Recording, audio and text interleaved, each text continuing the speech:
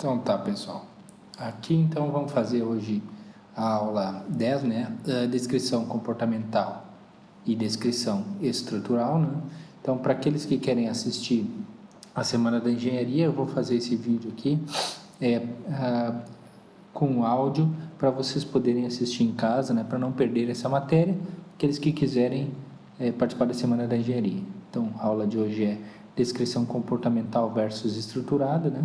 Então, a gente vai ver a teoria e depois a gente vai ver uma parte prática também, tá? Então, primeiro a gente vai começar com a teoria aqui, né? Pelos slides aqui, descrição comportamental e descrição estruturada aqui, tá? Vamos começar com um pouco da teoria. O que é a descrição comportamental? Descrição comportamental a gente já vem trabalhando desde o início do semestre, né? Desde o início das aulas, né, que a gente vem feito descrição utilizando processos, né, utilizando portas lógicas, né, a gente fez somador de um bit, né, então a gente colocou lá as portas lógicas, a gente colocou o comportamento do somador de um bit, né, e a descrição comportamental nada mais é então do que a descrição do comportamento do hardware que a gente está descrevendo, né, e aqui então a descrição comportamental a gente usa processos, né? Ou a gente usa também direto as portas lógicas, a gente usa os comandos e a gente descreve comportamento com comandos if dentro de processos ou direto as portas lógicas, né? Para descrever o comportamento do que a gente quer descrever. A gente usa um arquivo só, né? Em que a arquitetura tem a descrição dos componentes, né? Podendo ser dividido em processos. A gente pode usar um ou mais processos, tá? Vários processos. A gente pode utilizar para descrever a arquitetura. Exemplo a máquina de status que a gente escreveu aula passada também, né? A gente fez em 2 processos e também a gente fez em um processo só. Então dá para fazer às vezes em mais de um processo, às vezes dá para fazer em um processo apenas, enfim. Então uma opção da gente fazer a descrição comportamental. Um arquivo e mais de um processo ou um processo apenas, tá? Possibilita a maior produtividade do programador, apesar de muitas vezes não deixar claro a ferramenta, para a ferramenta de síntese, qual hardware será gerado e como ele vai ser organizado, tá? Então, pessoal, apesar de não deixar claro exatamente, né, como vai ser, qual hardware vai ser gerado dentro do FPGA. Então, essa descrição comportamental, ela nos dá maior produtividade, realmente. A gente consegue produzir mais com menos linhas de código, mas não deixa claro exatamente o que vai ser gerado pelas linhas de código. Claro, com a experiência, né, com a habilidade do programador, vai ficando mais claro isso, tá? Mas é uma questão de que no início a gente, quando descreve um comando if, por exemplo, a gente não tem bem claro se vai virar um flip-flop ou se vai virar um comparador, por exemplo, né? Então, por isso que a gente diz que pode ser de maior complexidade para a compreensão e para o debug. Muitas vezes exige maior habilidade do programador. Então, a gente não sabe talvez exatamente se aquela descrição vai realmente gerar o hardware que a gente quer. Então, por isso que exige mais habilidade do programador. Com a experiência, a gente sabe que conforme aqueles comandos, aquela sequência de comandos, o hardware que vai ser gerado vai ser algo parecido com isso, não é? E isso, por isso que a gente consegue produtividade maior, né? Porque a gente escreve poucas linhas, porém, a gente só sabe quais linhas colocar a partir da habilidade do programador, tá? Para ter a menor quantidade de linhas que vai gerar o hardware exato que a gente quer, né?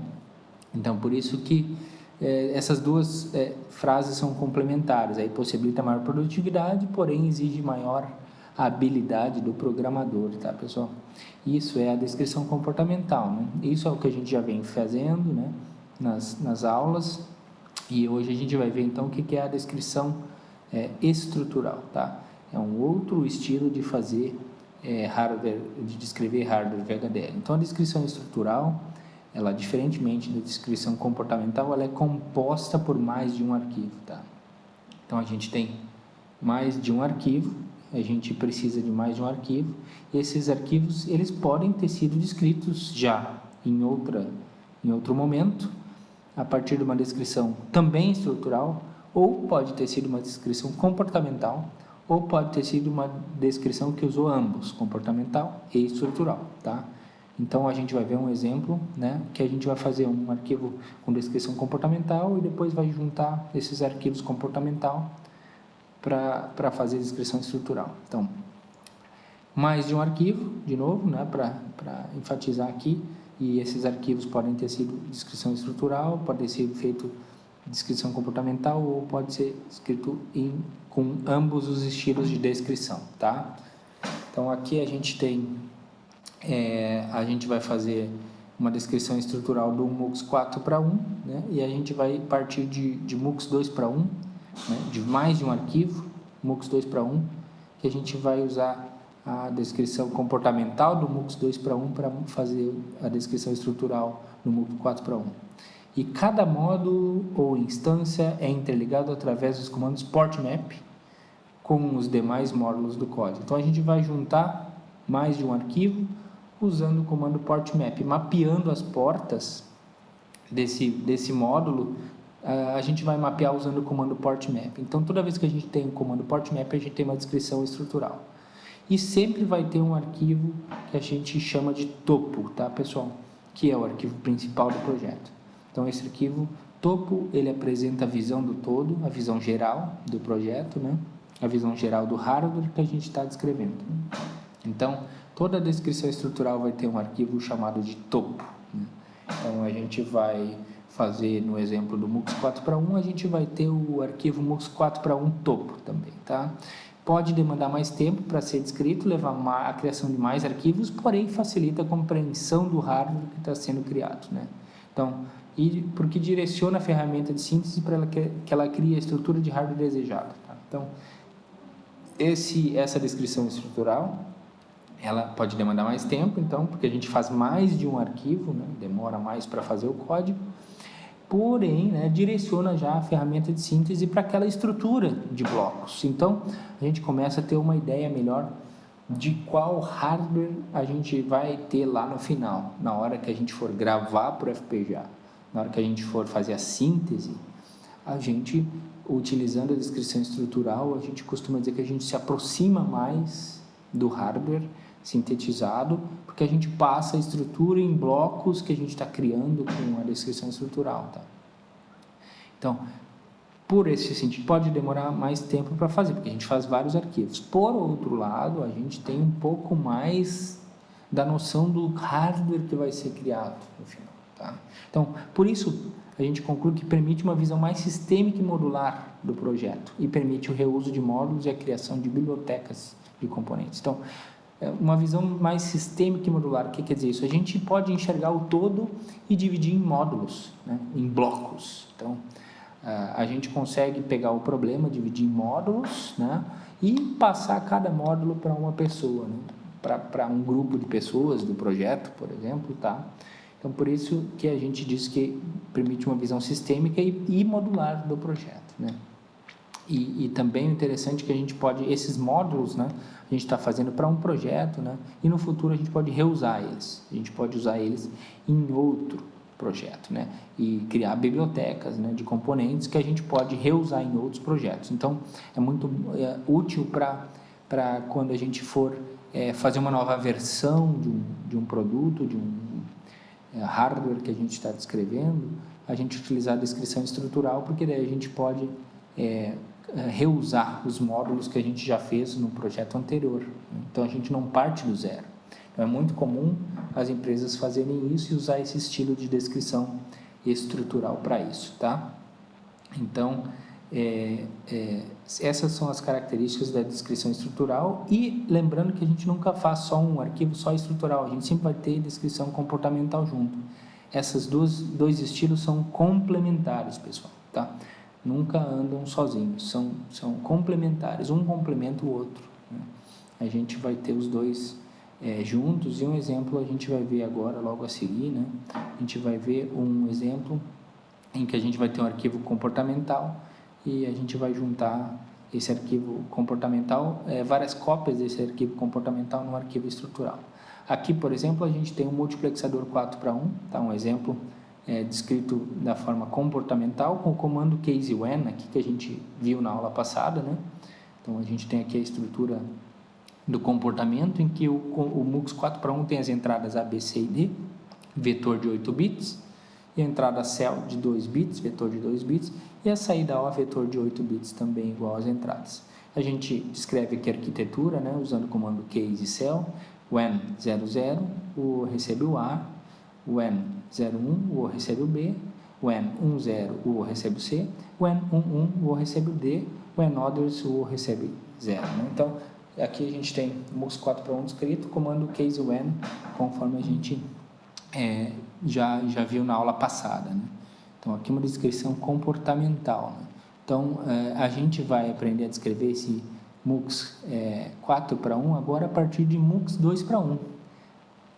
Suponhamos que a gente tem esse MUX 2:1 aqui, escrito com o comando if, né? Como a gente pode descrever o MUX 4:1 a partir de mais de um, né, MUX 2:1?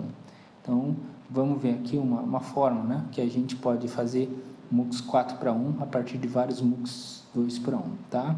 Vou desenhar aqui para vocês, utilizando esse trapézio aqui para representar o MUX, né? Vou fazer aqui o MUX 2:1 aqui, tá? Colocar ele aqui, vamos colocar aqui um texto aqui, né? MUX 2:1, né? E aqui a gente vai fazer o primeiro MUX 2:1, tá? Vamos colocar também as entradas para ele, né? Vamos colocar 3 MUX 2:1 aqui, tá? Vamos colocar 2 alinhados assim e mais um aqui na frente, tá? E agora vamos colocar entradas, né? Vamos fazer um MUX 4:1 aqui primeiro, tá? Vou fazer aqui embaixo, MUX 4:1, fazer um MUX maior aqui para representar o MUX 4:1, né? A gente tem um MUX 4:1 aqui, tá? Vamos colocar ele aqui para o lado e vamos deixar os MUX 2:1 aqui nesse outro lado aqui, tá? Aí a gente vai fazer agora as entradas, né? As entradas aqui com umas linhas, né? Então, aqui, pronto, aqui a gente vai pegar, desenhar aqui as entradas A, B e C, né? Desenhar aqui, entrada A, vamos fazer aqui a entrada A,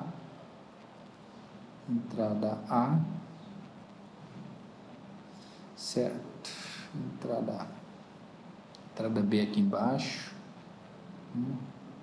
vamos pegar a entrada, vamos fazer uma cópia aqui, desenhar as 4 entradas aqui, essa parte aqui. Eu prefiro fazer ao vivo assim, né, pessoal, porque daí vocês veem que acompanham a linha de raciocínio, né? As 4 entradas A, B e C, né? Poderia ter apresentado o desenho pronto, mas eu acho que acompanhar, né, é como se eu estivesse fazendo no quadro esse desenho, tá? Então, aqui eu vou fazer a entrada cell, tá? Entrada cell aqui do MUX 4:1, entrada cell, e, por fim, a saída O. Aqui. Vamos lá, a saída O, apanhando um pouquinho aqui para os fios, né?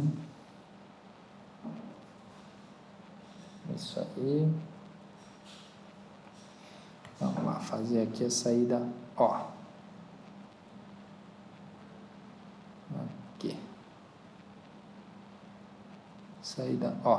Pronto. Então, aqui a gente tem o MUX 4:1 e o mesmo a gente vai construir esse MUX 4:1 com os MUX 2:1. Então, a gente vai pegar esses 3 MUX 2:1 aqui, vão dar origem ao MUX 4:1 também. Ligados entre si, vão dar origem ao MUX 4:1, tá? Vamos lá, colocar aqui. Então, aqui no primeiro MUX entram as entradas A e B, no MUX de baixo entram as entradas C e D, depois vão ser selecionadas entre a saída do de cima e a saída do de baixo, vai para o terceiro MUX, não é? Então a gente vai precisar conectar as saídas desses MUX, dos dois MUX iniciais aqui, para as entradas do próximo MUX. E vai produzir a saída aqui. Então assim a gente tem MUX 4:1 através de MUX 2:1. Através de 3 MUX 2:1. Então a gente tem o céu também. O céu aqui, ele entra nos dois primeiros MUX aqui. O céu aqui. Um bit vem nesses dois primeiros MUX. E depois o outro bit vem aqui no outro MUX. Isto aí, beleza. Bom, aqui a gente tem então, cada bit do céu vai para um MUX, né? A divisão aqui. Tenho 2 bits e cada bit vai para um conjunto aqui, de MUX. Tá. Então, esse aqui a gente vai ver a descrição comportamental. A gente já viu, na verdade, né? Descrição comportamental. E agora, pessoal, a gente vai ver como a gente faz esse mesmo MUX 4:1 aqui do lado, ó, a partir de MUX, de 3 MUX 2:1, tá? Vamos ver aqui, descrição estrutural, tá bom? Vamos ver agora aqui no código como a gente faz isso. A gente tem primeiro que descrever o MUX 2:1. Então, a gente escreveu o MUX 2:1, né? Cada MUX desse 2:1 aqui, a gente fez uma descrição comportamental que descreve o MUX 2:1, tá? Então, aqui a gente tem a descrição do MUX 2:1, né? E a gente vai fazer agora o MUX 4:1, que é igual esse aqui, tá? Então, a gente tem que fazer a partir desse MUX 2:1 aqui, junta 3 MUX 2:1 para fazer um MUX 4:1. Então, a gente tem aqui a lógica do MUX 2:1. Se o céu é igual a 0, o O recebe o A, se não recebe o B. Beleza. Então, aqui a gente tem o MUX 4:1 descrito da forma estrutural. Esse é o arquivo topo, que a gente chama de topo, em que a gente tem a entidade exatamente igual ao MUX 4:1 comportamental. Eu tenho as entradas, as 4 entradas, o seletor e a saída. Exatamente igual, tá? Então, eu tenho exatamente as mesmas entradas e mesmas saídas. O que muda é o interior, né? O interior tem 3 MUX 2:1. Então, a gente vai observar como fazer esses 3 MUX agora. A gente tem o MUX 2:1 já pronto, e a gente vai ter que fazer esses 3 MUX 2:1. A gente já tem o MUX 2:1 pronto aqui, e agora a gente vai chamar 3 vezes esse MUX 2:1, essa entidade MUX 2:1, tá? A gente vai chamar 3 vezes a partir da descrição aqui. Então, a gente começa pelo MUX 1, 2 pontos, vem da entidade que está na pasta de trabalho, chamada MUX 2:1. Então, a entidade MUX 2:1 vai dar origem ao MUX 1, né? Está na pasta de trabalho, é a entidade chamada MUX 2:1. Então, é assim a sintaxe. E aqui a gente vai fazer com o portmap as portas, tá? A gente vai descrever as portas do meu MUX 2:1, a conexão das portas do MUX 2:1 com o MUX 4:1, tá? Então, a gente observa que a gente tem a porta A e a porta B, a porta céu e a porta O, né? As entradas e as saídas. Então, do lado esquerdo, aqui a gente coloca as entradas e as saídas, né? A, B, céu e O, do meu MUX 2:1, e vai mapear cada uma dessas entradas e saídas com ou uma entrada e saída do MUX 4:1, aqui, ó, exatamente como está aqui. Entrada A do MUX 2:1 vai ligado com a entrada A do MUX 4:1 e entrada B com a entrada B, tá? Isso nesse primeiro MUX aqui, a entrada A é com a entrada A e a entrada B é com a entrada B, tá? Entrada A do MUX 2:1 e entrada A do 4:1. Entrada B do 2:1 com a entrada B do 4:1. Tá? É isso aí. Depois a entrada céu, né? A entrada céu a gente observa aqui, né? Que o céu, né? A gente observa aqui, que do lado esquerdo a gente coloca todas as entradas, tá? Entradas e saídas do MUX 2:1. Tá? Então, aqui a gente vai conectar com todas as entradas e saídas do MUX 2:1. E no caso do céu, a gente precisa de um fio para conectar o céu. Porque o céu do MUX 4:1 é de 2 bits. E aqui, cada MUX 2:1 tem apenas um bit. Então, dos 2 bits do céu, um bit vai para um lado e o outro bit vai para o outro lado. Aqui. Então, a gente tem aqui um bit do céu, vai para um lado e o outro bit para o outro lado. Por isso, a gente precisa declarar esse fio céu aqui para separar o céu em 2 bits. Na linha 10, 11, 12, 13 está repetido aqui, tá, pessoal, dos dois lados. Então, a gente tem o céu aqui, um bit vai para um lado, o outro bit vai para o outro lado. A gente declarou o fio céu 1 e o fio céu 2 para fazer essa separação. Então, o fio céu 1 se conecta no céu do primeiro MUX. Tá? Primeiro MUX 2 para 1 se conecta o céu com o fio céu 1. Tá? Beleza, então aqui a gente faz essa conexão do fio céu 1 com o céu. E depois a gente faz a conexão do O, da saída O do MUX 2 para 1 com o fio O1, né? Que a gente tem aqui, ó, esse fio O1 está aqui, ó, ligando a saída do MUX 2 para 1 com a entrada do próximo MUX 2 para 1 ali. Tá? Aqui a gente tem essa saída e entrada aí. Tá? O fio O1, né? Do mesmo tamanho do O, tá? Os tamanhos têm que ser sempre iguais, pessoal, dos dois lados, o mapeamento das portas. Então, a saída do MUX 2 para 1 aqui vai ligado no fio O1, que depois vai virar a entrada do próximo MUX, tá? Depois a gente vai fazer essa entrada aqui, no próximo MUX, né? Tá bom? Então, assim, a gente fez aqui o MUX 1, tá? A gente acabou de escrever o MUX 1 com isso. O próximo passo vai ser descrever o MUX 2 agora, tá? O MUX 1 a gente já fez, agora vamos fazer o MUX 2. Então, o MUX 2 está aqui, né? Se a gente observar, ele tem uma estrutura diferente do primeiro MUX aqui, ó. Esse tem a entrada com quem vai conectar. E no MUX 2, a gente tem direto, tá? A gente tem apenas o lado direito colocado. A gente não tem o lado esquerdo da seta, a gente tem direto o lado direito apenas. Por quê? Porque ele identifica que a primeira entrada liga com o A, a segunda entrada liga com o B, e a terceira entrada vai ligar com o céu, e a quarta entrada vai ligar com o O. Então, automaticamente, na ordem que a gente colocar, A, B, C, D, céu e O. A, B, céu e O. Não, A, B, céu e O.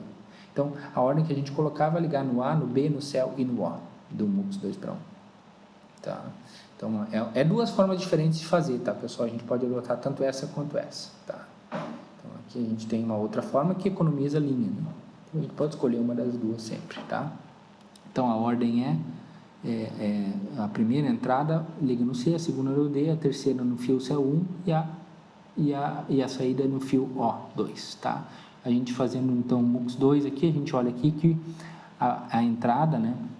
A liga no C, ó, a entrada A liga no C, aqui, a entrada B liga no D, ó, entrada A no C, B no D, e o fio céu 1, né, vai no céu, né, igual o MUX anterior, né, aqui, fio céu 1, igual no outro MUX, isso aí, e o O liga no fio O2, ó, a gente tem o outro fio, que a gente aqui é o fio O1, e aqui a gente tem o fio O2 ligado também na outra entrada do próximo MUX. Então, com isso, a gente terminou o MUX 2 para 1. O segundo MUX 2 para 1. Vamos agora para o terceiro MUX 2 para 1. Continuando aqui, pessoal, então vamos para o MUX 3 aqui. No MUX 3 a gente pode adotar tanto o estilo de descrição do MUX 1 quanto do MUX 2, tá?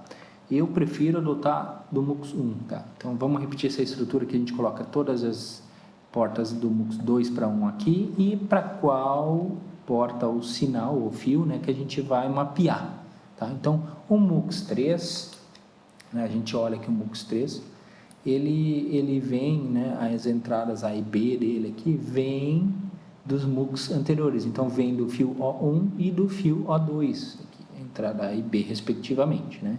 Então, a gente mapeia aqui entrada A e entrada B, fio O1 e fio O2, né? E, por sua vez, o céu vem do fio céu 2 aqui, tá? Fio céu 2 aqui, então, aqui mapeado o céu para o fio céu 2. E o O, né? O O já é mapeado direto para a saída geral do MUX 4 para 1 aqui, o O do MUX 4 para 1. Então, com isso a gente mapeou os três MUX, MUX 1, MUX 2, MUX 3. A gente tem O MUX 4:1 pronto, a partir de 3 MUX 2:1. Então, isso aqui, pessoal, é um exemplo de linguagem estrutural, tá? Com fios, né? Todos os fios internos que a gente tem que declarar, né? E a gente, então, tudo a gente tem que ter nesse arquivo aqui. Os fios internos para fazer as conexões, né? E aqui a gente tem o céu, por exemplo. Aqui, pessoal, a gente pode ligar direto o céu. Aqui não precisava do fio céu, tá? A gente poderia mapear direto o céu 0 para o fio céu 1 aqui e o céu 1 para o fio céu 2. Então a gente faz esse mapeamento aqui para dividir o céu nos dois fios, mas poderia ter colocado direto o céu 0 e o céu 1 direto no lugar do fio céu 1 e no lugar do fio céu 2, respectivamente. Não precisava, né, fazer isso aqui, mas a gente fez assim. Mas poderia ter colocado o céu 0 direto no lugar do fio céu 1 aqui e também céu 1 no lugar do fio céu 2 aqui, tá? É uma outra forma de fazer, tá? Sem declarar fio. Nesse caso do céu aqui, tá? Podia ser direto, certo? Então aqui, com isso a gente conclui aqui o MUX 4:1, tá, pessoal? E a ideia agora é a gente fazer, então, um outro exercício na sequência, tá? Vou fazer um outro vídeo com esse outro exercício.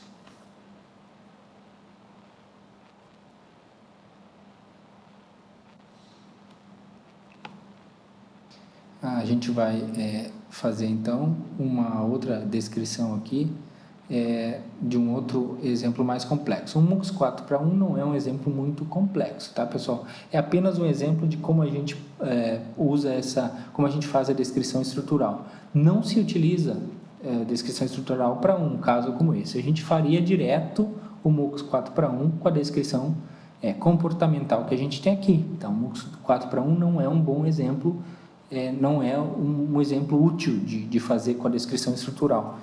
Eu vou mostrar um exemplo útil na sequência para vocês, mas apenas para a gente aprender a estrutura da linguagem, né? Usar, criar as cópias aqui, no caso 3 cópias, tá? Então, deixa eu dar um continuar aqui, para aqui, tá bom? É isso.